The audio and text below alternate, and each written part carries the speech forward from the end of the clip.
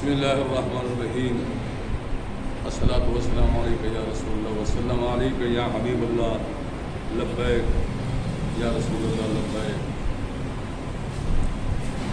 لائق صد افتخار سامعین و ناظرین ذی وقار، جد الانبیاء سیدنا ابراہیم علیہ الصلاۃ والسلام،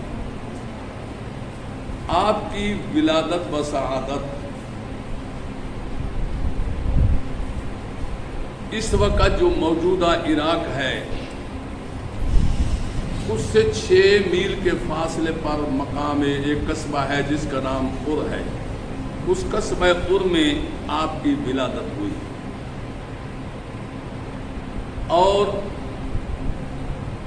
آپ کا نام نامی اسم گرامی تواریخ میں اس طرح مذکور ہے کہ ابراہیم، براہیم، ابراہام، ابراہم اور ابراتا، یہ سب عبرانی الفاظ ہیں. ان میں سے ایک اسم گرامی تو بار بار قرآن مجید میں بیان کیا گیا ہے، ابراہیم، متعدد مقامات پر متعدد انداز میں. اور دوسرا جو ہے براہیم، اس کا ذکر قلندر لاہوری علامہ اقبال رحمہ اللہ تعالی علیہ نے اپنے کلام میں کیا ہے کہ یہ دور اپنے براہیم کی تلاش میں ہے، یہ دور اپنے براہیم کی تلاش میں ہے، صنم کدا ہے جہاں لا الہ الا اللہ. تو بہرحال جناب ابراہیم علیہ السلام کی والدہ ماجدہ کا نام بھی تاریخ میں 2 نام بیان کیے گئے ہیں. کچھ مورخین نے آپ کی والدہ کا اسم گرامی لونا لکھا ہے اور کچھ نے ایلیا لکھا ہے.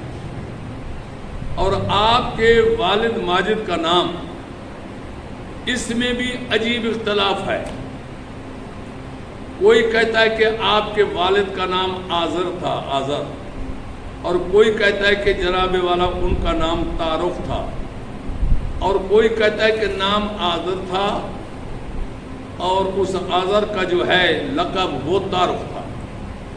اب جو لوگ یہ کہتے ہیں نا کہ آپ کے والد گرامی کا نام آذر تھا، ان کی دلیل یہ ہے کہ خود قرآن مجید میں بیان ہے کہ اذ قال ابراہیم لابیہ آزرا، کہ جب ابراہیم علیہ السلام نے اپنے ابا حضور آزر سے یہ کہا. تو جب قرآن کہہ رہا ہے کہ ابا ہیں آپ کے ابا جان ہیں، باپ ہیں، تو پھر کیسے انکار کیا جاتا ہے؟ حالانکہ آزر جو تھا وہ صرف بت پرست نہیں تھا بلکہ بت تراش بھی تھا، بت بنایا کرتا تھا اور بہت بڑا ماہر کاریگر تھا. لیکن جو دوسرے لوگ ہیں ان کی دلیل یہ ہے کہ بے شک قرآن مجید میں یہ آیا ہے کہ ابراہیم علیہ السلام نے لے ابی ہے، اپنے اب کو کہا ہے. لیکن عربی بہت فصیح زبان ہے، یہ معنی، یہ جو لفظ ہے اب یہ مشترک المعانی ہے، یعنی صرف والد پر ہی اطلاق نہیں ہوتا، اس کا اطلاق دادے پر بھی ہوتا ہے، چچا پر بھی ہوتا ہے اور جناب والا باپ پر بھی ہوتا ہے.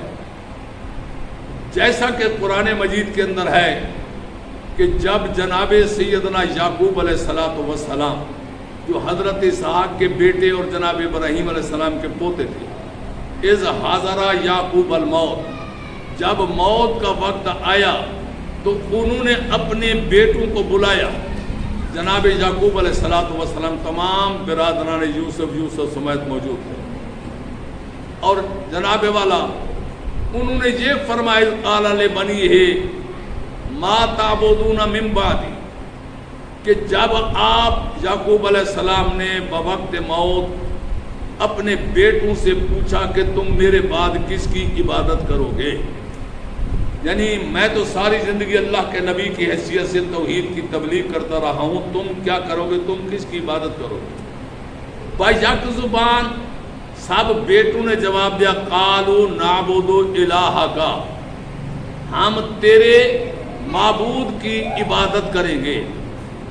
قالوا نعبد الہک و الہ آبائک، اور تیرے آباء و اجداد، تیرے ابا، تیرے دادا، تیرے ان سب کی کریں گے. اور پھر آگے فرمایا کہ الہ آبائک ابراہیم و اسماعیل و اسحاق، کہ ہم اپنے آبا ابراہیم علیہ السلام اور اسماعیل علیہ السلام اور جناب اسحاق علیہ السلام کی معبود کی عبادت کریں. اسحاق علیہ السلام تو ان کا ہو گیا نا والد، وہ خطاب کرے کہ تیرے والد کے معبود کی، یعنی اسحاق علیہ السلام تیرا والد ہے، اس کے والد کے معبود کی، اور تیرے دادے کے معبود کی. لیکن لفظ ایک استعمال ہو رہا ہے، آبا اب کی جمع ہے. اسماعیل علیہ السلام تو جناب والا حضرت یعقوب علیہ السلام کے چچا بنتے تھے، تو ان کو بھی کہا الہ آبائک ابراہیم و اسماعیل، یعنی ہم ابراہیم کے الہ اور اسماعیل کے الہ انہیں بھی اب میں شامل فرما دیا. تو معلوم ہوتا ہے لفظ اب چچا پر بھی بولا جاتا ہے. اس لیے ان لوگوں کی دلیل یہ ہے کہ یہ آزر جو تھا یہ آپ کا چچا تھا، تعارف والد تھا، وہ توحید پرست تھا. ان کے جناب اللہ وفات کے بعد چونکہ آپ کی پرورش ان کے پاس ہوئی ہے، تو یہ اب کا لفظ چچا پر بھی بولا جاتا ہے، اس میں کوئی کباب نہیں. ایک طبقہ وہ ہے جو کہتا ہے کہ نام آزر تھا اور وہ تعارف تھا، وہ تو سلسلہ عجیب ہے. لیکن بات یہ ہے قرآن مجید میں اگر دیکھا جائے تو بہت سے مقامات پر اللہ تبارک و تعالیٰ نے والد کے بارے میں، باپ کے بارے میں اب کے بجائے والد کا لفظ زیادہ استعمال کیا ہے. وَبِالْوَالِدَيْنِ إِحْسَانًا، اور بہت سے جناب والا کیا ہے.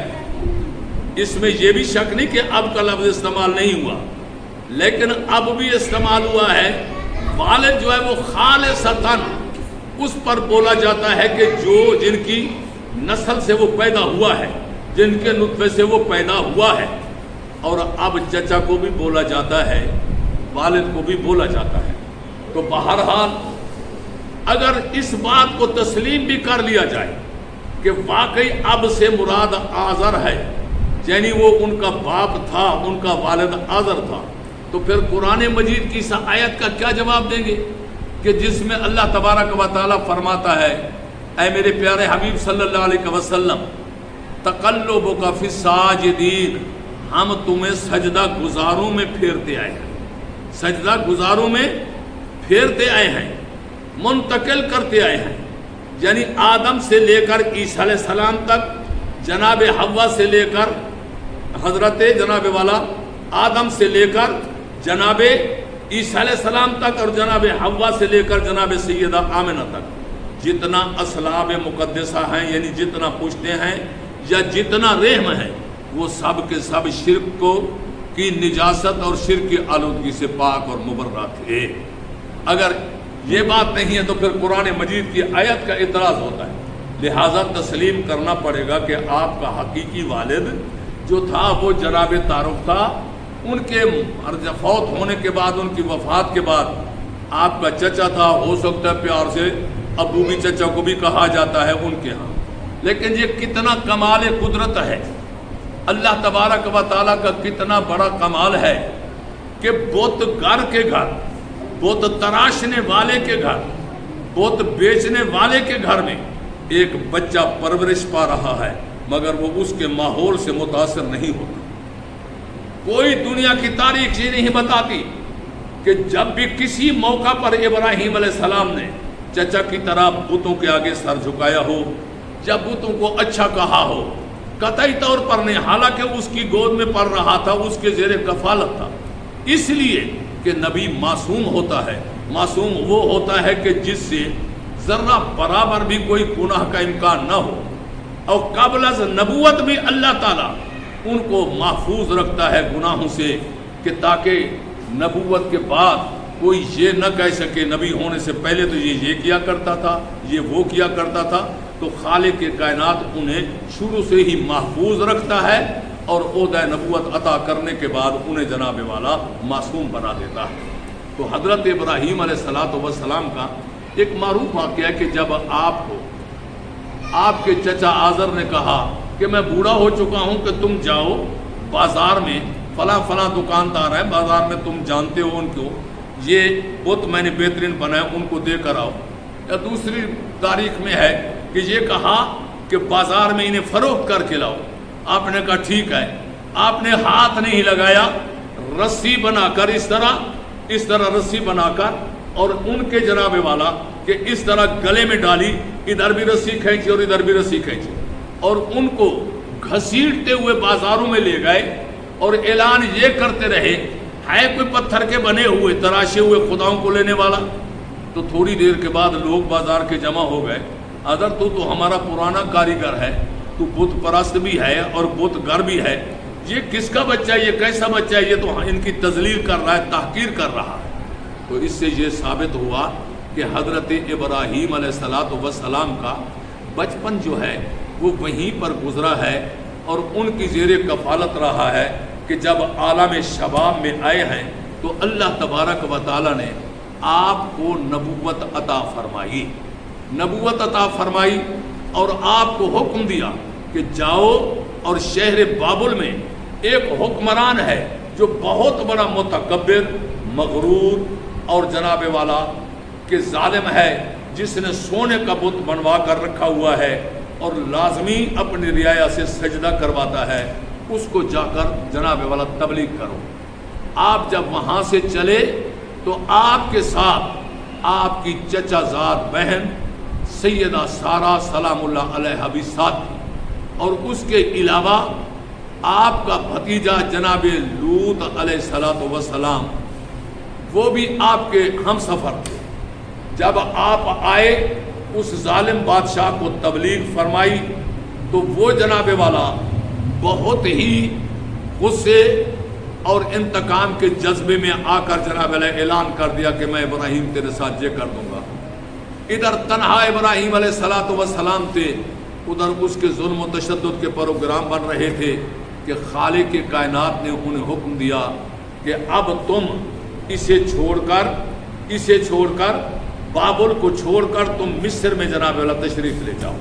تو آپ اللہ تعالیٰ کے حکم سے ہجرت فرما کر، ہجرت جو ہے یہ انبیاء کرام علیہ السلام کی سنت مبارکہ ہے، یہ اللہ کے نبیوں کی سنت ہے کہ جب بھی کوئی مشکل وقت آیا تو اللہ تعالیٰ نے اکثر نبیوں کو ہجرت کا حکم دیا کہ اس وطن کو چھوڑو اس وطن میں چلے جاؤ. تو حضرت سیدنا ابراہیم علیہ السلام بھی وہاں پر جناب والا تشریف لے گئے اور اپنی ہجرت کا سفر جاری کیا. اگلے کلپ میں عرض کروں گا کہ کس طرح آپ نے سفر کیا ہے.